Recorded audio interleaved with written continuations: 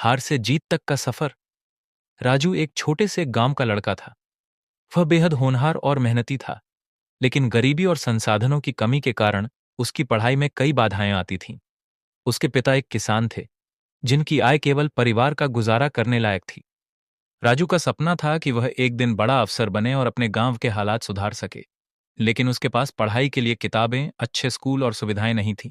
गांव के स्कूल में भी केवल मूलभूत शिक्षा ही दी जाती थी। राजू ने हार नहीं मानी। उसने गांव के एक बुजुर्ग शिक्षक रामलाल जी से पढ़ने की अनुमति मांगी। रामलाल जी ने उसकी लगन देखी और उसे मदद करने का वादा किया। राजू हर सुबह खेतों में काम करता और दोपहर को रामलाल जी से पढ़ाई करता।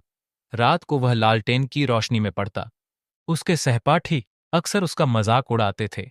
वे कहते, राजू तुम्हारे सपने बड़े हैं, लेकिन तुम्हारी हालत तुम्हारे सपनों से मेल नहीं खाती।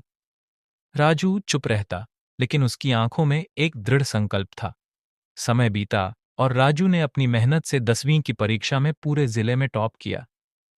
अब उसकी पढ़ाई का खर्च उठाने के लिए सरकार ने छात्रवृत्ति दी। उसने बड़े शहर में जाकर पढ़ाई शुरू की। वहां भी उसने दिन रात मेहनत की। एक दिन उसने सिविल सेवा परीक्षा देने का फैसला किया। यह परीक्षा बेहद कठिन थी और उसमें सफल होना आसान नहीं था, लेकिन राजू ने ठान लिया था कि वह यह करके रहेगा। उसने न जाने कितनी रातें जाग कर बिताईं और हर कठिनाई को पार किया। जब परीक्षा का परिणाम आया तो राजू ने पूरे देश में टॉप किया। अब वह एक बड़ा अधिकारी बन चुका था। उसने अपने गांव लौटकर वहां के हालात बदलने शुरू किए। उसने स्कूल बनवाए, किसानों की मदद के लिए योजनाएं शुरू की और गांव में बिजली और पानी की सुविधा भी दिलवाई। राजू की कहानी हमें सिखाती है कि मेहनत, लगन और आत्मविश्वास से हम किसी भी बाधा को पार कर सकते हैं।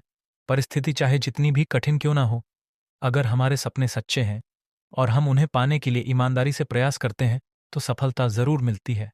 संदेश: जीवन में मुश्किलें आएंगी, लोग आपका मजाक उड़ाएंगे, लेकिन अगर आप खुद पर विश्वास रखते हैं और मेहनत करते हैं तो कोई भी आपको सफल होने से नहीं रोक सकता।